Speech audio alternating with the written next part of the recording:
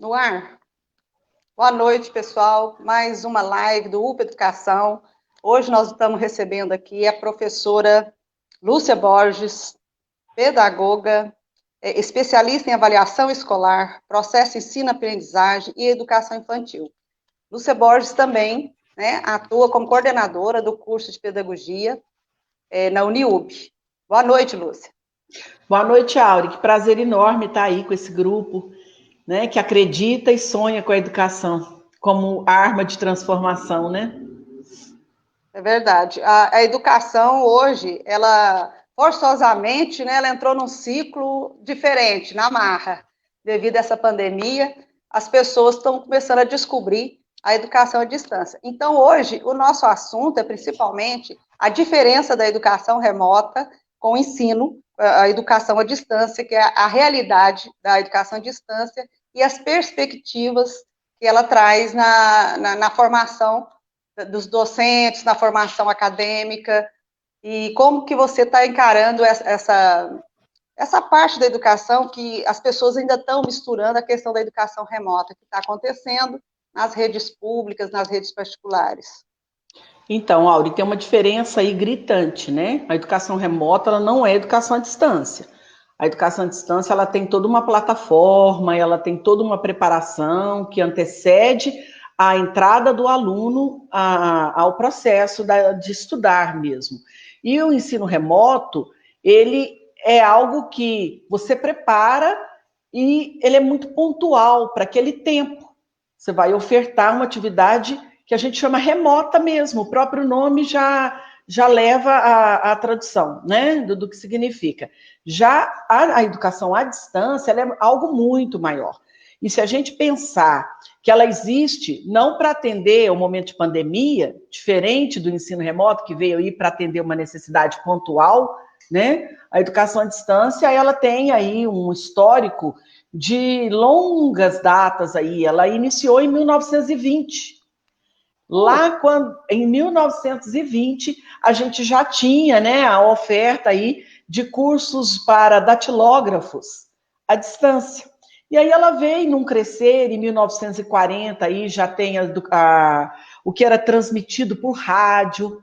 Depois isso foi sistematizando mais, veio aí a parceria do SESC, do SENAC, com cursos profissionalizantes. Então, a gente fala de educação à distância e pensa que é algo que surgiu, né, há pouco tempo. Não, ela surgiu há muito tempo. Na Universidade de Uberaba, nós iniciamos o processo com a educação à distância com o projeto Veredas, em parceria, inclusive, com o município. E já tem bastante tempo, né? Você deve lembrar, deve ter muita gente do município que participou do projeto. Foi mais ou menos, eu não tenho a data precisa e eu não estava na universidade nessa época, mas foi mais ou menos por aí. A gente pensa, assim, como você está falando, da educação à distância, que não é uma coisa recente, me fez lembrar daquele sistema que tinha, que a gente preenchia, tipo um cupom que vinha assim, com vários cursos que você fazia por carta. Né? Tinha de formação em eletrotécnico, em secretariado. Então, vinha uma revistinha, a gente assinava a revistinha e escolhia o curso. Né? Então, todo mês vinha aquele material de estudo. Depois também foi na televisão, começou o telecurso, segundo grau. Os telecursos, isso. E assim, tem gente que usa esse termo, né? O ensino à distância, que a gente até conversou um pouquinho outro dia sobre isso, e a educação à distância. Eu falo a educação à distância porque eu compreendo a educação à distância como algo maior que ensinar. A gente trabalha mesmo. Ela é um todo, né? Ela é um todo e você trabalha na perspectiva do educar, não só do ensinar. Tá? Porque a gente trabalha com valores. Ontem mesmo eu fui fazer o primeiro encontro nosso lá com a turma que está entrando agora, e eu falei, a gente está tentando trazer cada vez mais, Auri, uma humanização para o ensino à distância. Para a educação à distância, né? Porque não é porque está distante que não tem que ter afeto, que não tem que ter carinho, né? Você ouve seu aluno, você traz o seu aluno, você faz aquela chamada como se você tivesse com ele ali presente. E o que nós estamos assim caminhando é para um ensino híbrido. O híbrido, ele vem aí com muita força nesse momento. O que é o ensino híbrido? O ensino híbrido seria momentos assíncronos e momentos síncronos com o aluno. Então, nós temos, quando a gente fala de educação à distância, a gente tem que lembrar que nós temos toda uma plataforma preparada para acolher, para receber, para trabalhar com esse aluno. Nos momentos assíncronos, nós temos as gravações das videoaulas, nós temos todas as orientações de estudos, nós temos um mapa de estudo dividido, né, em bimestres e em semanas. E a questão do híbrido seria trazer esse aluno para estar conosco nos momentos síncronos, que são momentos reais, onde ele tira dúvida via chat, ele participa, né, ele interage com a gente. Não fazemos isso? Não, fazemos, claro que nós fazemos, mas não com a intensidade que a gente acredita que precisa existir. Então, a intenção é intensificar ainda mais esse momento presencial com o aluno, só que online. Lúcia, a partir de quando que teve esse amparo legal mesmo, do reconhecimento do ensino à distância, pelo MEC, né? Não, aí varia de cada curso, o Auri. Desde que eles existem, desde 1920, depois vem a década de 40, né, que com os cursos mais profissionalizantes, aí entra a questão da Universidade do Brasil, que apoiou. Agora, o ensino à distância, ele cresceu mais na década de 60 e 70. Foi onde ele cresceu mais. Cada universidade que oferta essa modalidade de ensino, ela precisa ser credenciada, ela precisa ter aí uma visita do MEC, onde eles vêm e liberam a existência dessa modalidade, desse curso, né? Então, cada curso, não é a educação à distância, né? Mas os cursos, eles precisam ser aprovados. Então, a gente tem aí, como o Brasil é muito grande, nós sempre falamos para os nossos alunos, cuidado onde você está estudando. Isso é igual cirurgião plástico. Aí, assim, por exemplo, eu já fiz, né, 2 pós com ensino à distância, uma pela UFO e uma pela UFOP, de Ouro Preto. E, assim, tem a plataforma, né, a plataforma da UFO, e a de Ouro Preto usava a plataforma Moodle. Então, assim, eram 2 plataformas diferentes que você tinha que lidar, e eu, assim, resolvi fazer os 2 cursos ao mesmo tempo. E a gente acha assim, vou levar esse curso porque é à distância, mas foi difícil. Mas foi muito complicado, porque eu tinha que lidar com 2 plataformas diferentes, modelo diferente. Ela tem as ferramentas, assim, parecidas, mas não é a mesma coisa. Cada universidade, ela coloca a sua cara ali na plataforma. Isso, mas a gente vai acostumando. E, assim, o feedback dos trabalhos, acho que ele é muito em tempo real, porque você posta, tem aquele prazo X para te dar o feedback e também para você postar. Eu achei fora de série. É sensacional. O ensino à distância, né, a educação à distância, ela tem uma vantagem, Auri, muito grande na questão das habilidades que ela vai desenvolvendo ao longo do estudo nesse estudante, que são as habilidades de ser proativo. Ele não pode ficar parado esperando, ele tem que estar ali olhando o tempo todo o que tem novo para ele. O tutor está mandando um recado, o gestor está mandando um recado, está chegando um link que ele tem que acessar para assistir uma web aula, está chegando um link de uma palestra que vai ter, então ele tem que ser um aluno proativo. É uma habilidade que o mercado de trabalho exige muito, né? Ele não vai ficar ali parado esperando o professor, ele precisa correr atrás. A outra habilidade que a gente desenvolve nesse estudante ao longo desse ensino, né, desse tempo que ele está ali conosco, é a questão de entender que ele precisa ter autorresponsabilidade com os seus estudos. A gente tem muito, no Brasil principalmente, que a educação nunca foi muito valorizada, né? Basta ver aí o que ganha um juiz e um professor, né? O que a gente percebe? A cultura de culpar alguém quando algo dá errado. Então esse professor, ele chega na sala de aula atrasado, esse professor, ele faz... Sempre tem alguém que é o culpado. Até a cantina é culpada, né? Tinha um barulho ali na cantina. Em EAD, o aluno, ele precisa ter um tempo para ele e ele precisa se autorresponsabilizar com esse estudo. E o que a gente fala muito com eles, apesar de ser à distância, a seriedade, ela continua a mesma, porque você está num curso superior. E o que nós queremos é que você concorra no mercado de trabalho em pé de igualdade com qualquer outro aluno. E o que você trouxe aí da plataforma, isso é fundamental. As plataformas, elas são fundamentais para que o ensino aconteça de forma mais efetiva, sem problemas, sem complicações. Por quê? Se você vai acessar e o negócio não funciona, nós temos um AVA, que o AVA nosso, ele é feito pela universidade. Eu falo que essa proximidade da TI dos docentes, ela é fundamental. Por quê, Auri? Porque quando você tem um professor que pensa uma disciplina, você tem junto de você uma equipe que te orienta como que nós vamos explorar essa disciplina das mais diversas formas. É pelo fórum, é com uma CQA, que é a atividade continuada questão aberta, que esse aluno vai postar e ele vai ter um tempo para realizar essa atividade. É uma ferramenta para você dialogar com ele, que é a questão do tira dúvidas. É um espaço para o gestor comunicar com ele, que é a palavra do gestor. Então, esse AVA, esse ambiente virtual, ele é fundamental. É como se fosse a sala de aula do presencial.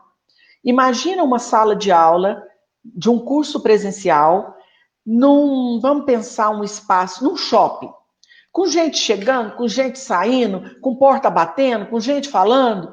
Então, o AVA, ele precisa ter o que precisa para aquele aluno precisa definir seu tempo e seu espaço para estudar, não é a casa da mãe Joana.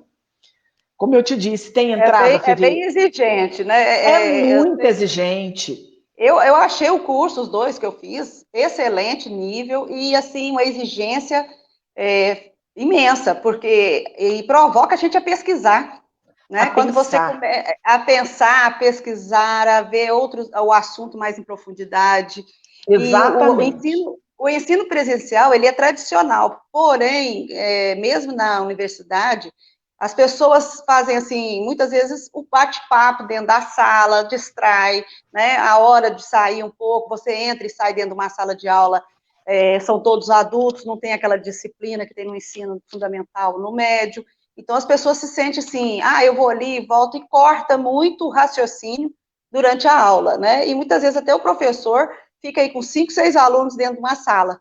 Ao passo, quem está fazendo o ensino à distância, ele se compromete com o curso, porque é ele que faz, e você não tem que correr atrás do aluno, assim, tipo, colocar rédea curta, vamos dizer, para permanecer dentro de uma sala, porque tem que ter essa consciência de estar ali participando e acompanhando em tempo real as atividades, não é isso? E assim, eu sou muito freiriana, sabe? Eu acho que Paulo Freire foi fantástico quando ele disse que a gente não ensina ninguém.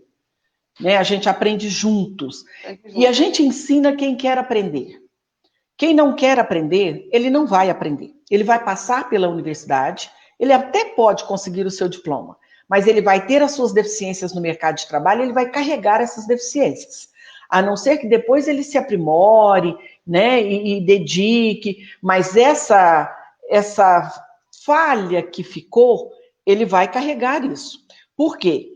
Quando você se propõe a estudar, primeira coisa, você tem que ter definido quais são os horários que eu vou dedicar para o meu estudo. Se fosse presencial, eu estaria 4 horas de segunda a sexta na universidade. Eu chego do trabalho correndo, tomo banho, mal me alimento, ou escolho tomar banho ou comer, muitos comem na própria faculdade, falo isso de carteirinha porque também sou professora do presencial, muitos levam marmita para a sala de aula, e aí eles chegam e ficam ali 4 horas. O aluno que escolhe a modalidade à distância, ele faz o seu horário.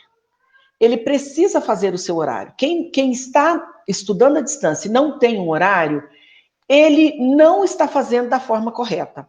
Ele precisa definir quantos dias da semana eu vou tirar para mim. Por quê? Ele tem que ter um momento de silêncio, ele tem que ter um momento para as leituras. Nós estamos vivendo, de um tempo para cá, Auri, eu nem sei, acho que com a pandemia isso deve ter melhorado um pouco, porque ontem eu assisti aí que os livros estão aumentando as vendas, né? As livrarias estão vendendo bem. Eu falei, que bom, sinal que o povo está lendo além de comer, né? Porque comer está todo mundo comendo muito. Que bom que está lendo também. Mas a gente tem livro, né? a gente tem muita carência de leitura, né? Ensino à distância, o professor, ele conversa com o aluno por meio da leitura. Porque ele vai dialogar com o aluno o tempo todo, mas escrito. Então, o aluno tem que ler muito. Ele tem que gostar de ler. E a outra questão, o ensino à distância, ele te dá uma permissão, assim, ele é muito flexível. Você economiza sapato, você economiza roupa, você economiza uma série de coisas. Agora, transporte, mas você precisa ser organizado. Você precisa ser organizado, você precisa ter um momento para você, precisa se dedicar. E assim, ele pode fazer download das aulas, né, o Auri? Eu não sei se são todas as universidades que ofertam ensino à distância que você pode fazer download das aulas. No caso nosso, a gente permite que o aluno faça download e ele vai assistir quando ele puder. Então, por exemplo... Ele faz o próprio horário, né? Ele tem uma dedicação, assim, mais intensa, mas, porém, ele tem uma flexibilidade muito maior também de horário, de trabalho. Maior. Muito maior. O tempo que ele leva para ir para a universidade, dependendo de onde ele mora, ele ganha 1 hora de estudo. Ele está ganhando esse tempo, né? Por isso que o perfil do aluno que procura pela educação à distância, ele é um perfil diferenciado do aluno do presencial.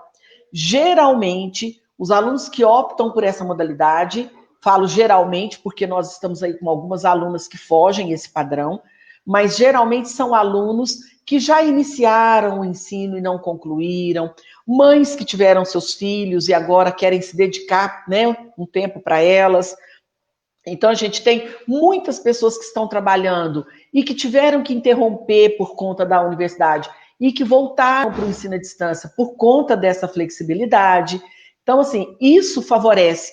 Por isso, eu tenho o ensino à distância, Áureo, como um projeto de inclusão social.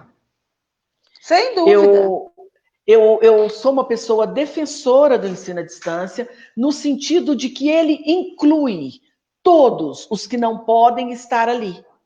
E com qualidade. E também a questão de distâncias também dessas cidades menores, né? Eu lembro, assim, aqui em Uberaba, muitas pessoas iam para Igarapava fazer uma faculdade de pedagogia, né? Faculdade de letras, pegava o ônibus todo dia à noite e ia para Igarapava. Ituverava. Então, quase 200 quilômetros, né? E ia e voltava todo dia, era aquele sacrifício. E hoje não tem essa necessidade de pegar rodovia para fazer uma faculdade. Não são todos os cursos que são oferecidos. Tem os cursos presenciais, como engenharia, medicina, não tem como. Engenharia nós já temos. Não, nós já temos. Engenharia civil, elétrica, na educação à distância. Eles têm as práticas. Estamos aí com a proposta da educação física na educação à distância. E aí a Carol, por exemplo, que é professora de educação física, a primeira coisa que ela falou, mas e a prática? Eles fazem as práticas porque tem parcerias com as escolas. Eles têm as práticas, bacana. né? Auri, eu falo que a criatividade do ser humano, ela é muita. E quando a pessoa tem a vontade de aprender, ela vai aprender porque você vai dar o norte, ela vai correr atrás. Eu falo que a universidade, o nome já diz, ele vem de universo. Ela mostra, né? Ela mostra para você a pontinha do iceberg, mas você vai correr atrás. Nem tudo que nós sabemos hoje foram acumulados ao longo da nossa formação. Não foi só na formação lá da graduação.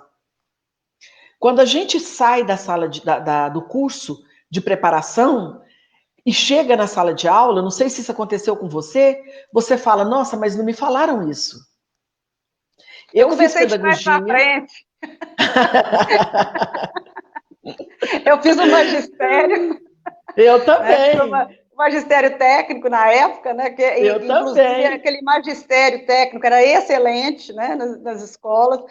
E aí, depois de um bom tempo, assim, de muito tempo já, eu fiz contabilidade também, economia. Aí, depois, um dia eu falei assim, gente, eu tenho um diploma de magistério, eu vou dar aula, né? E comecei a dar aula lá em Cuiabá. E aí, fui acostumando. Depois eu entrei Gostou, na rede né? municipal. Aí eu fiz pedagogia, Aí, tá né? vendo? Aí eu fiz Começou realmente pedagogia, traz para eu comecei de trás para frente.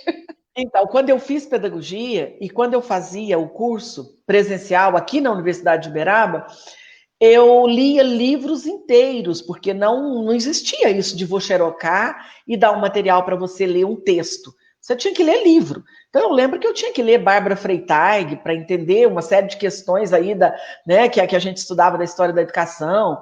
Eu li Paulo Freire até não aguentar mais. Eu li todos os livros do Paulo A Freire gente que até tinha na decora o livraria. Paulo Freire. Não, mas eu porque gostava mais ainda, eu comprava tudo que tinha do Paulo Freire, então eu lia muito, né? E eu vejo os alunos agora, eles leem só texto, né? Eles não são poucos alunos que leem livros inteiros, né? E quando eu cheguei e prestei o concurso da prefeitura e cheguei na zona rural, que eu me deparei com alunos de 11, 9, 7 anos numa sala só, eu falei, gente, mas ninguém me falou que existia isso na vida. O Aquele que eu vou baque, né? fazer aqui, né? Porque a gente aprende mesmo com os estudos, se aprofundando, né? Então eu falo que a informação, Auri, a gente luta muito para acabar com essa educação só informativa. Essa educação que a gente chama de só transmissão de conteúdo, né? Porque transmissão tá aí no outdoor, tá no Google, você clica o que você quiser, você acha a receita que você quiser, você encontra o que você procurar. Agora, se você não sabe nem procurar. Porque aí você vai acreditar em tudo que você vai ver.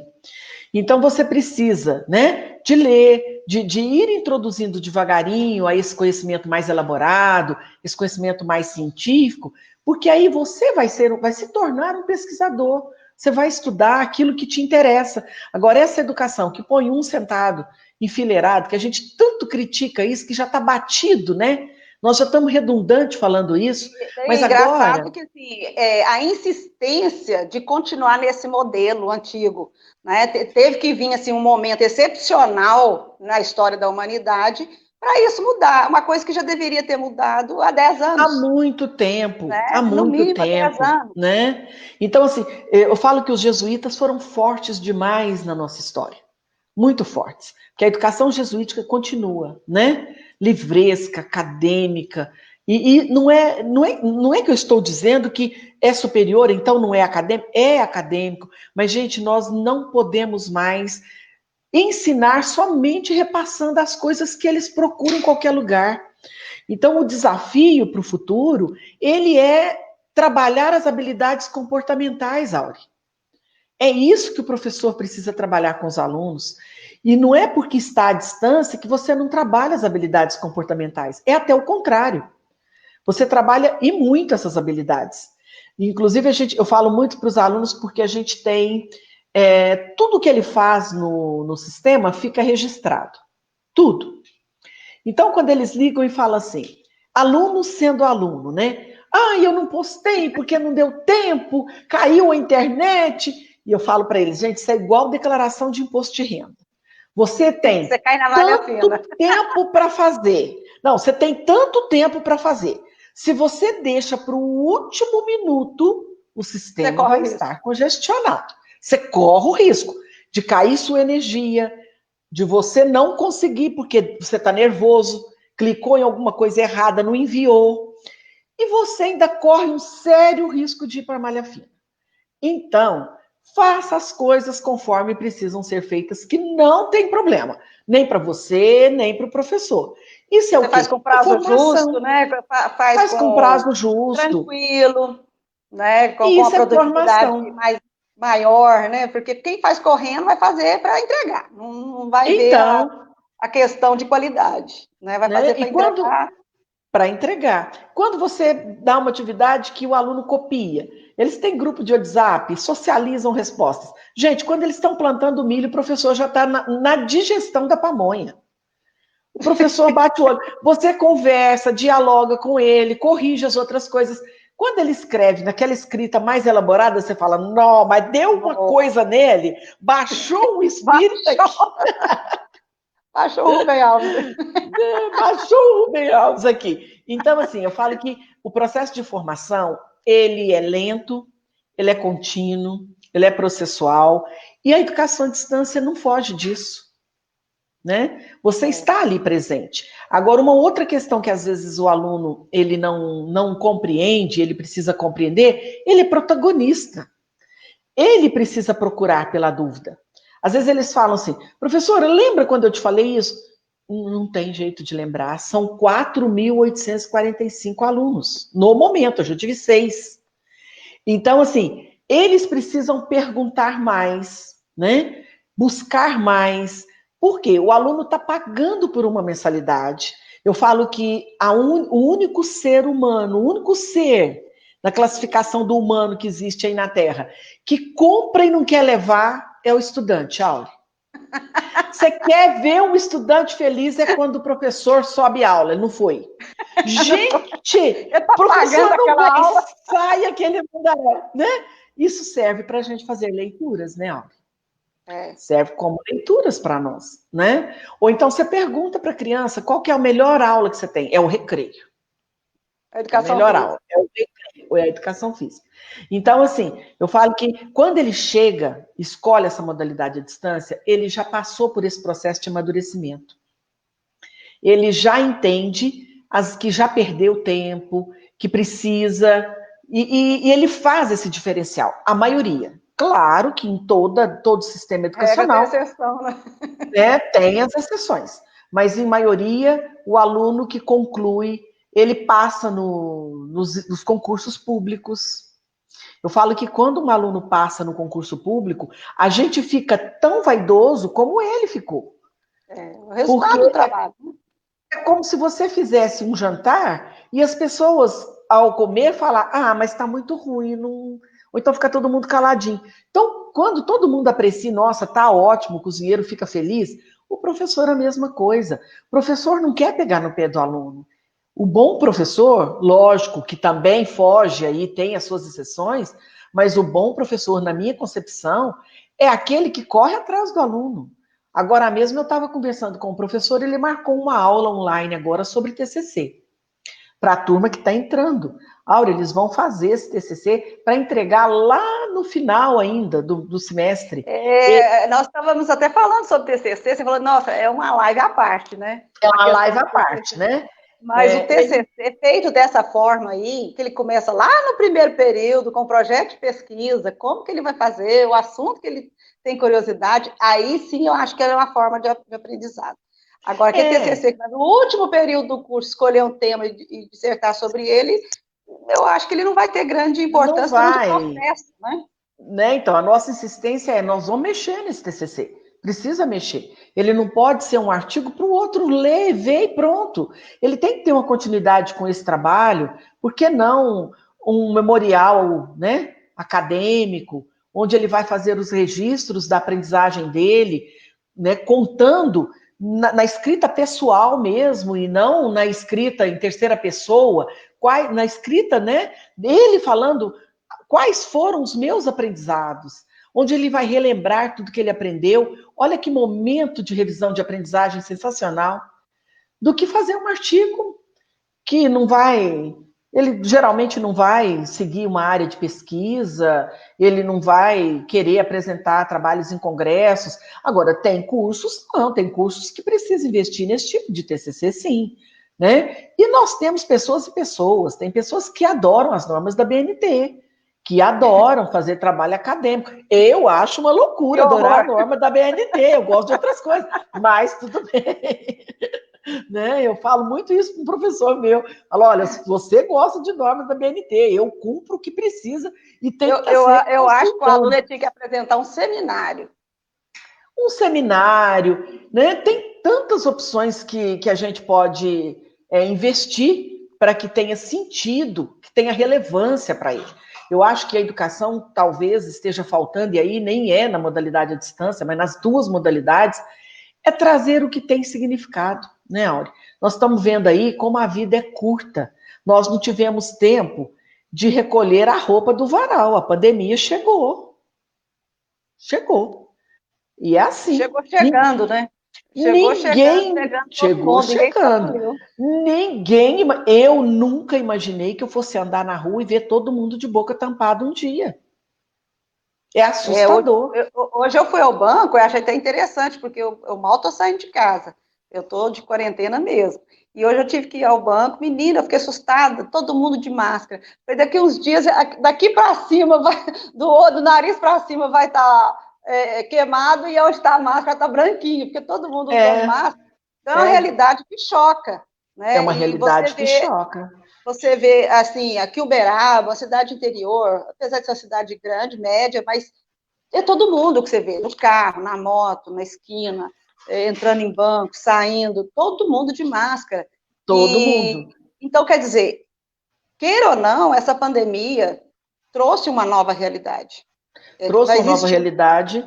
E o mundo antes pandemia e pós-pandemia. Pós-pandemia, né? E o novo normal que tem por aí, né? E essa escola, a universidade, ela já está estruturada para trabalhar com ensino à distância.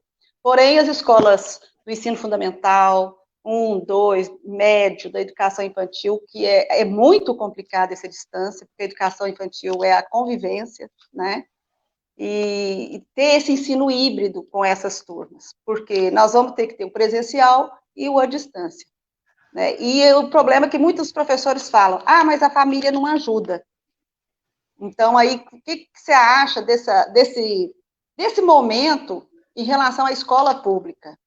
Então, Auri, aí tem duas coisas que você trouxe na elaboração da pergunta, que as universidades estão preparadas. Não, não são todas que estão preparadas. Tanto que muitas resistiram em continuar, dar sequência aos trabalhos à distância. Por falta de plataforma, porque não é remoto, né? É à distância, teria que ter toda uma estruturação. Isso demanda tempo. Então, não foram todas que aderiram, né? Muitos alunos vão realmente perder o ano.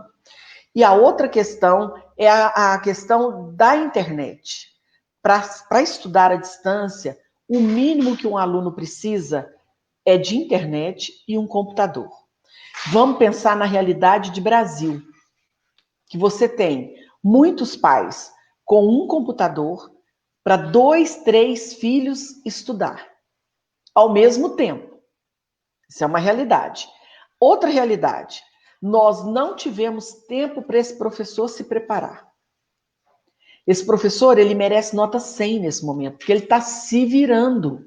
Outro dia eu recebi aqui que um livro de literatura só pode ser lido, citado, lido, 70 anos depois da morte do escritor. No outro século. Parece que Gente, são umas coisas que você deve ter visto isso, né? Isso. Então, assim... O direito autoral, né? Ele não pode replicar a obra na internet, na internet, né? E também tem o direito também do ilustrador, né? No caso da educação infantil, de mostrar o livro, tem do ilustrador também, tem essa questão. Pois é, isso é igualzinho quando a gente passa um filme e fala assim, mas não tem direitos autorais, ele precisa desse filme. Gente, você está divulgando, você não está copiando. É diferente de você ir lá e copiar um texto e colocar o seu nome. Nesse caso, não. A gente está mostrando, né? O que o plágio é diferente. Agora, sobre a sua pergunta, eu acho que a escola básica ela está passando por uma crise de identidade mesmo. Primeiro, repensar e reestruturar essa forma de trabalhar tão diferente da forma que se trabalhava. Quando eu penso que criança, ela precisa estar com o outro, então não é só o infantil, todos nós precisamos, né? Mas esse momento que parou, Auri, eu acredito que tenha mexido muito com a cabeça dos professores. Eles estão se desdobrando para dar o melhor. As famílias estão... Eu recebi um áudio esses dias, um vídeo, que eu chorei de rir. Eu vou te mandar. É um cara dando um depoimento bem dentro do que nós estamos falando. E ele fala, olha, gente, essa questão da escola está muito séria com essa pandemia, porque os professores pedem a participação das famílias, às vezes, e os coleguinhas estão todos lá na sala de aula, e a minha imagem de pai está ficando muito depreciada, porque a gente não sabe mais aqueles conteúdos, e quando faz uma pergunta que dá tempo de eu colar ali no Google, eu vou tomar água, disfarço, e respondo, mas tem hora que eu tenho que fingir um desmaio, babar, porque Tá por aí mesmo. eu vou te mandar. Então, assim, é uma questão que a gente precisa pensar, é como que o professor está usando da família nesse momento. Porque a família também está em pânico, ela também está em desespero. E outra questão, ela não tem a didática, Auri. Ela vai ensinar a conta de multiplicar da forma que ela aprendeu, e se aprendeu, né? E a questão que mais pega na escola básica, é o nó da escola básica, é a metodologia. O nó da escola básica, ele está exatamente na ação metodológica. Por que que tem indisciplina? Não tem domínio de turma. Metodologia, ineficiente. Muitas das vezes, eu não estou dizendo que são todos, né? Porque nem sempre nós temos um professor trabalhando na escola com o perfil de aluno que ele gosta, que ele identifica. Quantos professores não gostam de crianças e estão com crianças? Muitos. Muitos. Eu adoro falar para professor, é minha carreira, é minha classe, é o público que eu mais entendo, porque eu sou oriunda, né? Eu dei aula quantos anos? Só não passei pelo ensino médio porque eu não identifico com adolescente. Mas eu passei por quase todas as séries, né? Da educação infantil, zona rural, formação de professor. Então, eu gosto de falar para o professor. Mas se tem uma coisa que nós precisamos ser bem verdadeiros, tem muito professor que não gosta de trabalhar com criança. Quando ele vai para dar aula, aquilo é um sofrimento para ele. Eu costumo falar nos meus cursos de formação, se você está muito triste e você começa a desejar que a van quebre todos os dias, para os seus alunos não ir para a escola, tem algo que está errado. Tem algo errado. E que você precisa resolver para você não se adoecer. Né? Porque a gente adoece a criança também. E agora, nesse momento que o professor está tendo que se virar, quantos professores não tinham domínio da informática, Auri? E que tem que estar usando. Eu creio que não tinha o domínio, assim, beleza mesmo da informática, 70%. Por aí. Eu acho que você tá jogando ainda por baixo. Deve ter mais. Porque 30%, vamos supor que seja uma geração mais nova, mas nós temos muitos professores no ensino público, até no particular também, mas que já estão assim, com 45, acima dos 50 anos, que não é dessa geração da informática. Então, estão tendo que se readaptar, se reinventar. Não que ele não vai acompanhar o outro, mas ele vai ter essa dificuldade digital. Ao passo que uma professora agora formada com 23 anos, ela é totalmente já é da área digital. Mas, Auri, eu tenho 10 anos de educação à distância. 10 anos que eu trabalho só na educação à distância, né? Porque eu estou de licença das outras universidades que eu trabalho. E eu te falo que muitas coisas a gente não sabe. Nós fomos aprender a fazer reunião pelo Meet, pelo Google Meet, agora. Nós fomos aprender a usar o Zoom agora. Por quê? Porque nós temos a comodidade de uma plataforma que nos oferece as ferramentas que nós precisamos. Só que veio a pandemia e nós precisamos de usar outras ferramentas. Outras ferramentas. As reuniões, né? Porque cabe um número maior de pessoas. Então você tem que... Né? Outra coisa, nós fazíamos os nossos encontros e o sistema começou a cair. Então, eu ia dar uma palestra, aquilo caía e os alunos estão travado, tá igual aquela propaganda da internet na televisão. Tá travado, não... Tivemos que ir para o Google. Agora a gente faz pelo YouTube. Então, isso fez com que a gente também precisasse inovar. Agora, você imagina, estou falando de quem já está na distância, quem nunca esteve. Então, a escola, ela está passando por um momento difícil, muito difícil. Porque não é colocar o... Pensa, como que nós vamos colocar álcool em gel, Colocar separação, às vezes, de acrílico, igual eu tenho visto em escolas particulares aí na televisão. Primeiro, a escola pública ela é pequena, ela não tem recurso, os banheiros são pequenos, é cheia. Como é que faz? Que situação está a escola básica? Nós estamos aí com o gráfico da desigualdade social, com a pandemia, todo mundo está mostrando isso, ele aumentou assim de forma discrepante. Tem uma pessoa aí, Acentuou Cassiana... essa diferença social, né? Essa carência do Brasil, eu acho que ela veio para escancarar as diferenças. Escancarou as diferenças, porque quando mostrava a pandemia na Itália, primeiro, o tamanho do país. As pessoas têm mais ou menos o mesmo nível socioeconômico, porque a desigualdade nossa ela é gritante. Eu falo que se a gente pensar o tanto de coisa que nós temos motivos para levantar rindo e deitar rindo, mesmo em meio à pandemia. Nós estamos numa região privilegiada. Sem dúvida, sem dúvida.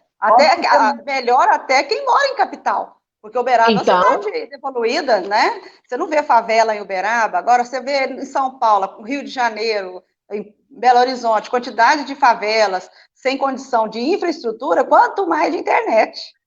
E assim, quando você fala da escola básica, eu estou aprendendo tanto com essa pandemia, Auri. Eu fui tão ingênua na questão do estágio, porque as alunas estavam com muita dificuldade de fazer estágio na escola básica, e na minha ingenuidade, eu chamo de ingenuidade mesmo, ignorância, eu pensava que isso estivesse acontecendo no interior do país, da Bahia, lá no Tocantins, porque nós temos polo no Brasil inteiro. Para minha surpresa, o estado que não aderiu e que demorou a aderir ao ensino remoto foi o estado de Minas Gerais. Ele proibiu, as escolas do estado estavam proibidas do estagiário, do aluno sair para estagiar, caso do magistério, ou no curso normal, e não estavam aceitando os estagiários das licenciaturas. Quando eu soube, eu falei, Minas Gerais? Lúcia, Uberaba tem essa dificuldade. E eu pensando que eu estava lidando com uma questão... Então, assim, a escola básica, o que eu tenho visto aí do pouco que... Eu estou muito afastada da escola básica, né, Áurea? Mas do que eu tenho ouvido os meus pares aí falar e trazer as questões, está muito confuso na cabeça desse professor. Será que esse professor está conseguindo administrar esse conteúdo na horizontalidade e verticalidade necessária para o aprendizado, Áurea? Eu me pergunto. Quais são as condições? Inclusive também, não adianta querer que o professor se forme da noite para o dia. É a questão você cai na questão do processo ensino-aprendizagem, né? Mesmo com o professor. Né? Eu fiquei sabendo que... Ele passa a ser um aluno também, ele vai encarar uma nova realidade. Né? E tem que ter tempo para preparar esse professor para enfrentar, principalmente, essa volta às aulas. Essa volta às aulas. Eu tenho uma professora que trabalha no Estado. E aí ela me traz muitas questões assim, então ela me disse que parece que eles iam usar um canal de televisão e gravaram todas as aulas, e o que o professor faria a correção das atividades que eram enviadas. E mesmo assim, mesmo que tenha esse apoio, Auri, eu acredito que os professores estão inseguros, os professores estão também carentes, porque outro dia eu estava ouvindo uma palestra do Leandro Carnal, e ele falou o seguinte, quando a gente entra num avião para fazer uma viagem, e o seu colega de poltrona grita, você pode olhar para ele e falar, ô escandaloso, cala a boca, ou para de ser medroso, ou você vai falar para ele assim, não, fica quieto, não vai acontecer nada. Agora, se o piloto gritar, o negócio tá feio. Se o piloto gritar, minha filha, acabou. E eu acho que tem piloto gritando, Auri. Corra que o piloto sumiu. Tem piloto gritando, porque o professor ele está sofrido para ele. Está muito sofrido, né? Essa situação. E principalmente... assim, uma exigência, não só dos professores, dos pedagogos, né? Que estão acompanhando os professores. Eu estou vendo esse povo trabalhar além do cargo. Eles trabalham... Eles acham que você trabalhar em casa, numa plataforma, ou remoto, que você está em casa, né? Que você está de férias. Mas o professor, ele misturou, porque depende dessa disciplina também para dar aula, ser o professor à distância, não misturar os afazeres. Ele não está habituado, ele está habituado a sair de casa e ir para a escola dar aula. E quando ele essa foi a parte mais difícil. Essa adaptação da própria casa, dos habitantes dessa casa, dos animais dessa casa. Sem contar, né, Auri, que o serviço da casa não para. Não para. O serviço da casa, porque quando você limpa com a chave, é muito prático. Você limpa assim, você fecha e sai. Aí você vai e faz o que você tem que fazer, e quando você retorna, se o gato fez bagunça, se o cachorro fez xixi, você vai ver aquilo de noite, você está cansada, às vezes você vai limpar no outro dia. Mas se fizer aqui agora, eu vou levantar. Aí você já perde seu fio de raciocínio. A criança chora, o cachorro do vizinho grita. Como é que você grava a aula? O homem passa gritando, ovo, ovo, ovo, olha o ovo. E aí, não é? A coisa não é simples, porque está todo mundo se virando. Então, a poluição sonora, ela aumentou. Ela aumentou porque os meninos gritam mais. Eles estão em casa. Eles gritam mais. A professora que é mãe de crianças. Né? Que é a maioria, né? Ela está fazendo os dois papéis. Ela está fazendo o papel da mãe, que tem que acompanhar o filho na escola, e tem que planejar a aula também. E planejar a aula. Agora, eu acho, Lúcia, que está sendo muito sacrificado o professor, porque estão exigindo uma coisa que não deram para ele. Então, quando você exige uma coisa que não te deu, te cobra uma coisa que não te deu, eu acho que você não pode levar por esse lado. Ainda mais a gente entra na pandemia. E a questão salarial do professor de educação básica é incrível, porque aí ele tem que preocupar em ter uma outra fonte de renda, né? Aí eu estou vendo professora fazendo pão, professora fazendo chup-chup, professora vendendo natura. Já vendia na escola, mas agora já vendia. Porque a escola é o mercado persa, né? Mas intensificou esse tipo de coisas, né? Geralmente o marido perdeu o emprego, porque tá desse jeito.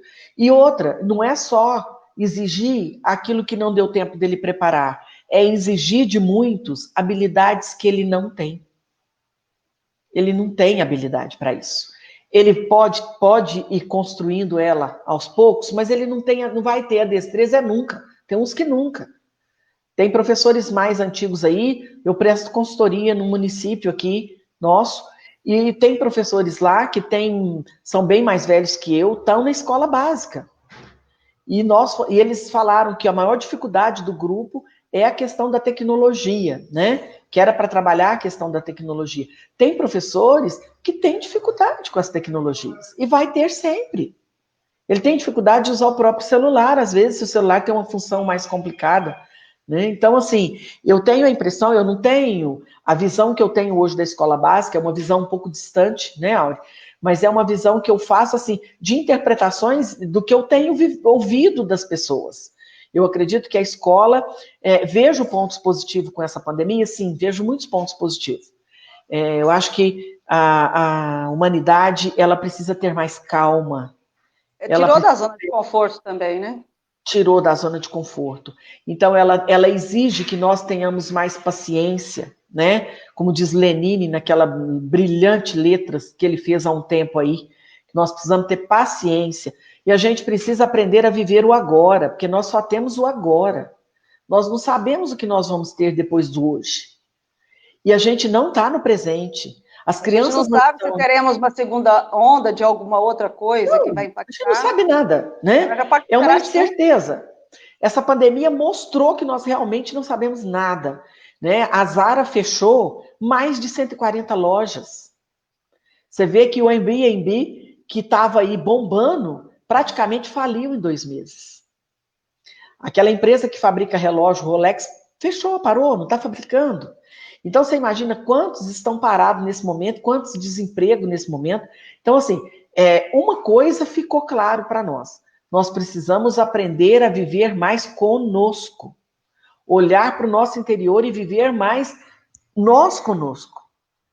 Olhar para dentro e nos reconhecer, porque nós estávamos se perdendo. Você é A gente amigo da começou a gente, se perder. É. Com quem que a gente tem ficado mais ultimamente? mas Com a gente. Com a gente. gente. Porque a gente Lúcia, inventava mil desculpas, né, para sair. Oi. a Vanessa Teixeira, né, ela sempre está aqui curtindo o UP Educação, e ela fez uma pergunta aqui, eu vou desejar feliz aniversário, que é aniversário dela hoje, né, da Olha, Vanessa. parabéns, Vanessa. Ela foi minha vice-diretora, acho que quando você foi na escola, ela era minha vice-diretora, na formação que Era? você foi. Era. Ah, deve ser. Um abraço, Bem, Vanessa. Ela está perguntando aqui, como vocês acham que deve ser a preparação em se pensar o retorno das aulas e quais obstáculos a serem enfrentados na parte pedagógica? a parte pedagógica, primeira coisa, eu vou falar aquilo que eu tenho mais conhecimento, né, Vanessa? Parabéns, viu, Vanessa? Dia do aniversário, assistindo live aí, você é uma pessoa muito dedicada. Ela é uma Então, pedagoga de mão cheia. de mão cheia. A parte pedagógica, eu acho que tem muita gente equivocado com o que o aluno está perdendo. Eu acredito que ele esteja perdendo por um lado e ganhando por outro, né? Mas vai ter que retomar de onde ele está. Vai ter aluno que vai estar mais avançado que outros, como sempre teve, né? Tem famílias mais envolvidas, tem família que está caminhando com esse conteúdo, tem famílias que assistem filmes e compartilham e discutem. Olha quanta aprendizagem você tem de um filme que você compartilha com uma criança aí, uma brincadeira que você faz, e tem família que distancia, né, que deixa acontecer. Então, eu acredito que os professores, eles vão ter que ter muita sensibilidade, não é água de coco, eles vão ter que ter muita sensibilidade para... Vai ter que fazer mesmo uma diagnose de onde que esse aluno está. E parar de trabalhar igual com todo mundo, sabe, Auri? Isso é muito difícil quando a gente fala assim, porque a gente que é de sala de aula sabe tanto que é difícil você trabalhar com as diferenças. Mas nós vamos ter que administrar de forma melhor as diferenças, porque elas vão voltar muito mais gritantes nesse retorno. Porque as famílias, muitas adoeceram. Nós temos muitas mães doentes, e eu estou falando com testemunho de causa. Nós temos alunas que já tentaram suicídios, nós temos depoimentos de alunas aqui do magistério que são mães e que estão muito deprimidas. Tem mulheres porque a agressão feminina aumentou, né? Nós estamos vendo isso aí. Tudo isso vai afetar lá no pedagógico quando esse aluno voltar. Só agora a sociedade tomou consciência da importância da escola. Todo mundo agora percebeu que na escola a gente aprende muito mais que conteúdo. A gente aprende a compartilhar, a gente aprende a agradecer, a gente aprende a olhar o olhar do coleguinha e falar, nossa, o que será que ele tem? Oi, isso a gente aprende olhando, vivendo. Não aprende falando, estudando, né? Eu acho que o professor, Convivendo, sim, né? é convivendo. Aprender a conviver, aquele pilar que a gente É muitas lá vezes... da Unesco, Né? década Aprender a de conviver, 90. aprender a ser, aprender a conviver, A aprender a aprender. conviver, exatamente. E fazer o processo da sala de aula invertida, Vanessa. Eu acho que aprender a trabalhar com as metodologias ativas e trabalhar com a sala de aula invertida. Não levar pronto, mas o aluno produzir e a partir da produção dele, a gente entrar nos questionamentos que são necessários. Porque sem ser dessa forma, nós vamos novamente reincidir no mesmo erro. Trabalhar um conteúdo que a gente tem uma ideia que o aluno adquiriu um aprendizado e aí a gente percebe depois lá na frente que não aprendeu, não. Ele não aprendeu, né? Eu falo que... Torna-se, assim, ele é treinado, né? Muitas vezes ele acaba sendo Ele é treinado. treinado, ele é treinado. Mas A gente se engana, né, Auri? a gente se engana. A gente ensina o que vai cair na prova, na provinha Brasil, não sei se E tem ainda aquela tem, né? questão também, tem aquela questão também. Quando ele avança para o outro ano, a professora fala assim, mas a professora anterior não ensinou isso? Ah, mas a educação é um puleiro de galinha. Né? Então aí... O de cima vai jogando. Chega na graduação, você fala, nossa, mas como passou no vestibular? Nossa, mas como... Coitadinho da educação infantil, tá igual puleiro de galinha, a cabeça tá assim de cocô, né? Porque é um jogando a caca na cabeça do outro. Porque o que a gente tem que entender? Não adianta caminhar com conteúdo X porque ele é da minha matriz, se ele não avançou. Auri, hoje eu olho para trás e fico pensando como eu não aprendi geografia na escola. Eu não aprendi. Eu fui aprender o que era legenda muito depois que eu tinha saído da escola básica. Mas muito depois. Então, o professor ele vai ter que ter esse bom senso, sabe? De entender que se ele tem que trabalhar determinado conteúdo, a forma que ele vai lidar com esse conteúdo, ela não pode ser transmissiva. Ela vai ter que ser realmente construída com esse grupo. Porque uns vão chegar bem à frente e outros vão chegar muito piores do que saíram. Então, assim, esse é meu recado. Eu sei que ele é vago, porque não existe uma receita, né? Não tem receita. Vai ser um novo tempo que nós vamos construir. Né? Mas eu acho eu acho que assim, é o momento ideal para a educação dar esse pulo. É o momento. É o momento. E é um momento. Nós vamos sair da crise para uma oportunidade de reinventar a nossa educação. De reinventar. Coisas que já está acontecendo em países mais adiantados, que serve de modelo. Né? Eu fiz um curso pela IFTM das escolas da metodologia lá da Finlândia. Então, sensacional. É fantástico, sensacional. Então, assim, a gente vê essa metodologia ativa mesmo. Né? Para que ela serve, como que você busca do aluno o que ele já sabe, porque ele não é raso, ele sempre traz o conhecimento. Sempre sabe. E todos eles agora, nesse momento de pandemia, se tiver que refletir sobre o que está vivendo, todos vão ter coisas muito importantes para trabalhar. Todos vão trazer muitas coisas. Né? Muitos aprenderam receitas com seus pais, com as suas mães. Muitos aprenderam uma série de coisas com os pais. E muitos desaprenderam tudo que foi ensinado até agora. Porque eu tomo como exemplo uma família que eu tenho na minha rua. A mãe sempre xingou muito aquele nome que eu não gosto de falar. Que a minha avó falava que ficava atrás da gente. Então eu não falo ele. E a mãe xingava muito a filha. E aí ela parou de xingar, porque os filhos iam para a escola. O nome voltou. Todo vapor agora. Então é o que as crianças escutam o tempo inteiro. Você é um e fala sem parar.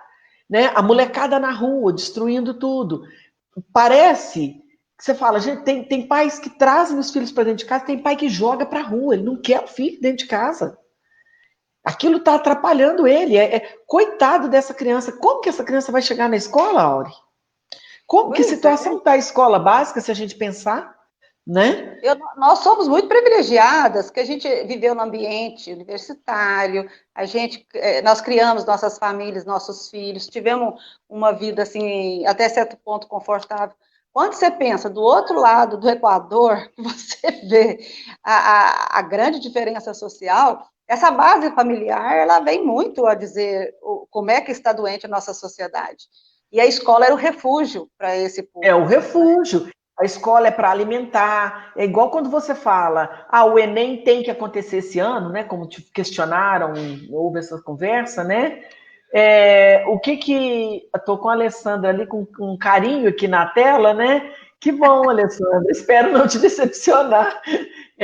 A gente vê aí, o Enem tem que acontecer. Gente, quantos alunos têm que ir para o alto do pasto porque a internet não pega? Debaixo da árvore. Debaixo da árvore. O menino subia uns 2 quilômetros da fazenda, debaixo de uma árvore, tinha um banquinho. Debaixo de uma árvore. Porque nós estamos falando, né? É Brasil, não é Uberaba, é Brasil, né?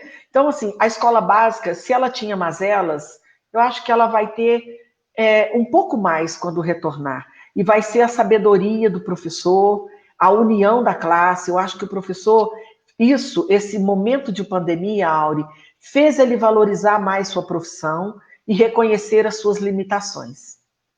Eu acho que muitos olharam para dentro de si e perceberam quão importantes eles são e como nós temos que aprender ainda.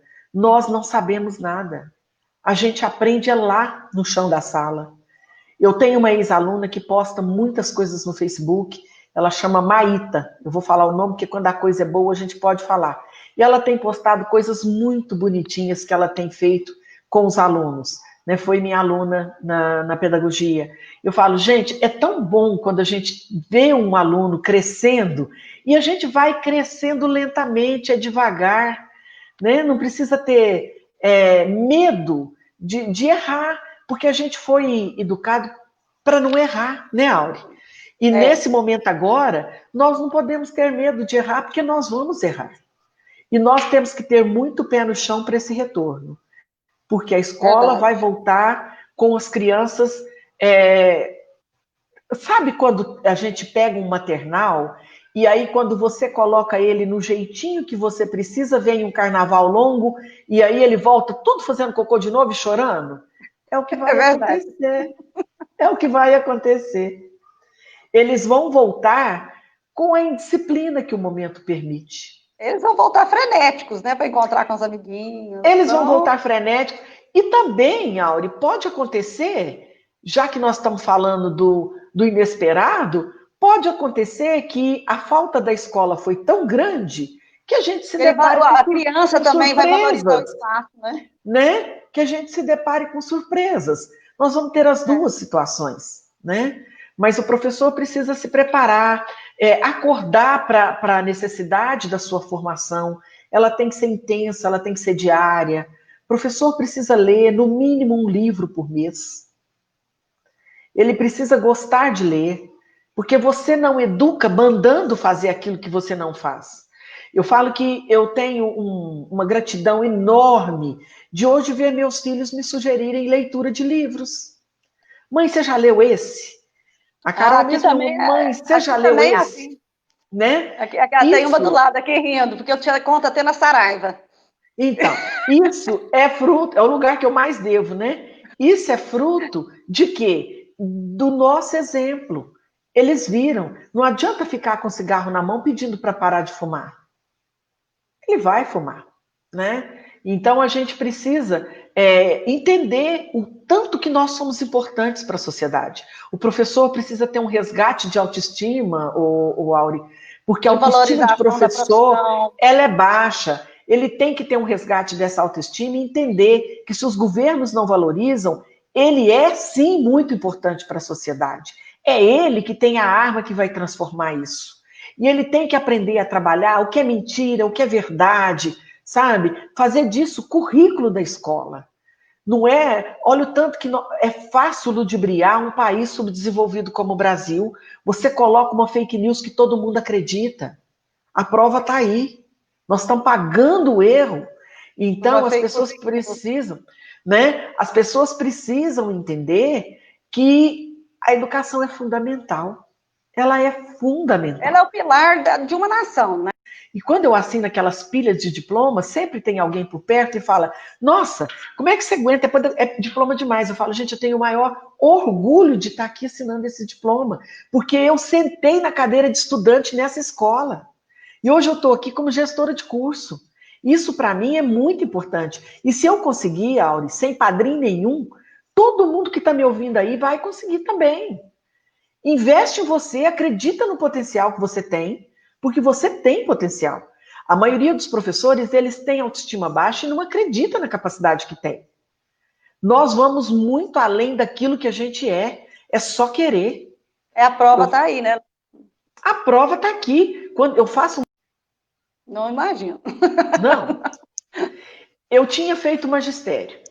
E aí eu prestei concurso público, eu estava no curso de pedagogia, terminando o curso de pedagogia.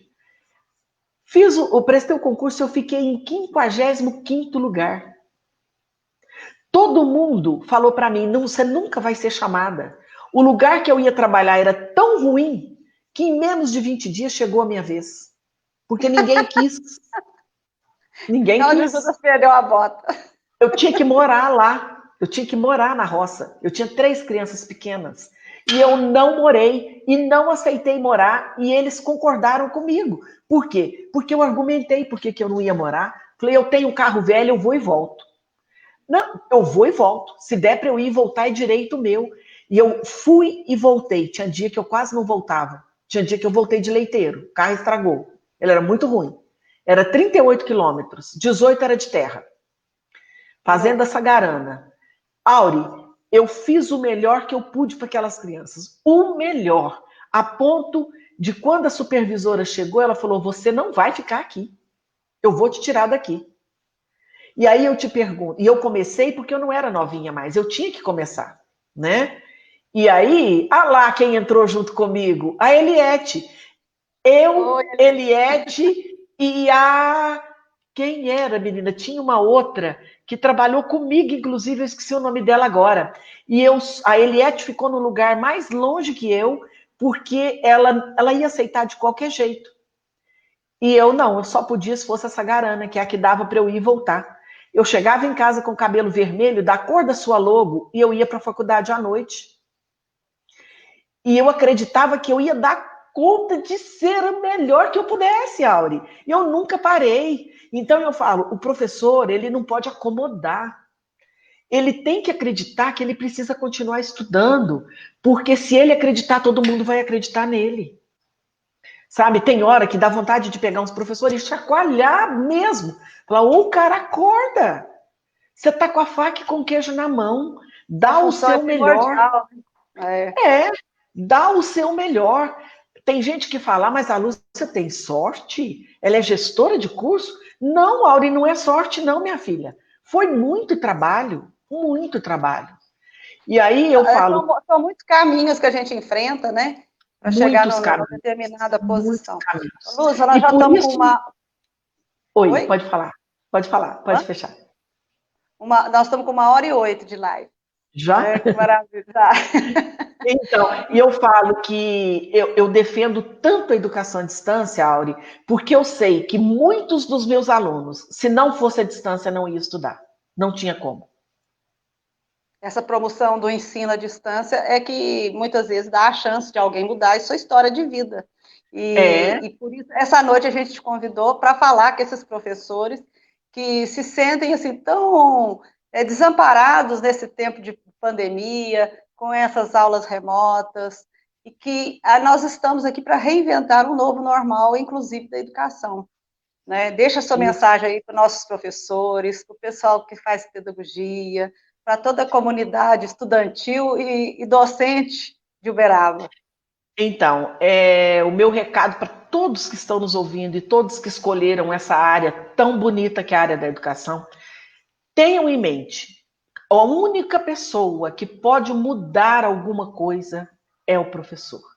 É ele que forma o médico, é ele que forma o advogado, é ele que forma juízes. Ele não é pior do que ninguém, é só ele acreditar. E a base, ela é tudo, porque se você colocar isopor no alicerce de uma casa, ela vai cair. O alicerce é de pedra. E pedra é lá quando você está trabalhando na educação infantil. É você que vai ensinar o básico para a criança, que às vezes só vai ter você. Eu falo que creche a gente tem que torcer para eles irem todos os dias. Semeia e criança não pode faltar, porque se faltar, ele está na rua e está maltratado. A gente tem que querer eles conosco. E a gente tem que dar sempre o nosso melhor. Então, o meu recado para todo mundo, dê o seu melhor aonde você estiver. Faça o melhor para o outro, porque a vida é um bate-volta.